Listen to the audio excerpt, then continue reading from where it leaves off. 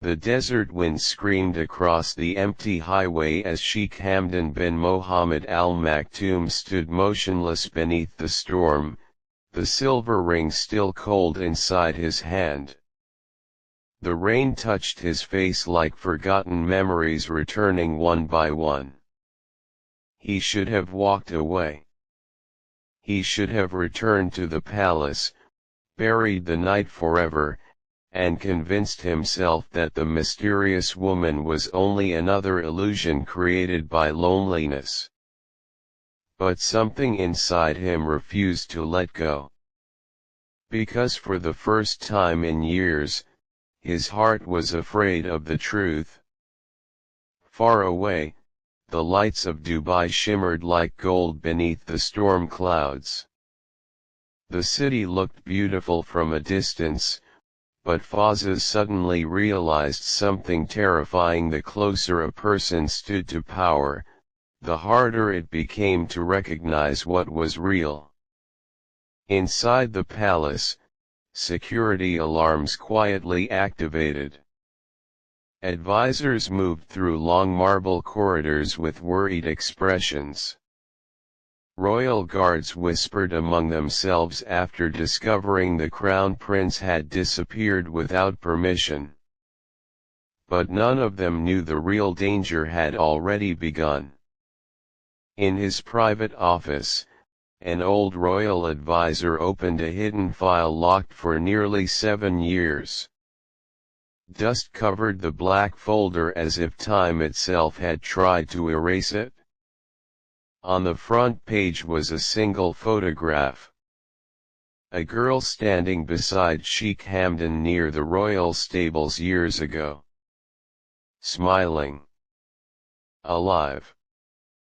Under the photograph, one sentence was written in red ink: "Case closed permanently." The advisor's hands trembled. "No," he whispered. "This cannot happen again." Meanwhile, Fazza returned to the palace just before dawn. His clothes were soaked from rain, his eyes exhausted, yet his mind remained trapped in the desert. Every corridor suddenly felt unfamiliar. Every face looked suspicious. He walked directly toward his private chamber without speaking to anyone. But just before entering, he noticed something strange. A wet footprint. Inside the palace. His heartbeat slowed dangerously. One footprint became 2.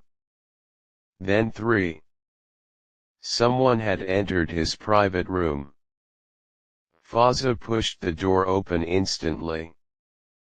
The lights were off. Silence filled the room. Yet the scent in the air felt painfully familiar: jasmine and rain. Slowly, he stepped forward. And there, on the balcony overlooking the sleeping city, stood the mysterious girl again. This time without the veil. The world stopped breathing. Her face carried the same beauty he had spent years trying to forget. Not the loud beauty admired by cameras, but the dangerous kind that lives forever inside memory. Her eyes looked tired, wounded, but still powerful enough to destroy every wall around his heart. "You're dead," Fazza whispered. She looked down at the city lights quietly. "That's what they wanted you to believe." Thunder echoed outside. Fazza could barely move. 7 years earlier, she had disappeared after a tragic accident near the desert roads outside Dubai. The royal family declared it unavoidable. Newspapers buried the story within days. Even mentioning her name became forbidden inside palace walls. And yet here she stood. Alive. Breathing. watching him with the same eyes that once ruined his peace forever. "What happened to you?" he asked slowly. She turned toward him. "They erased me." The sentence hit harder than any weapon. For a moment, neither of them spoke. The silence between them carried years of unanswered questions, hidden pain, and unfinished love. Then finally she stepped closer. "You trusted them, Hamdan." His jaw tightened.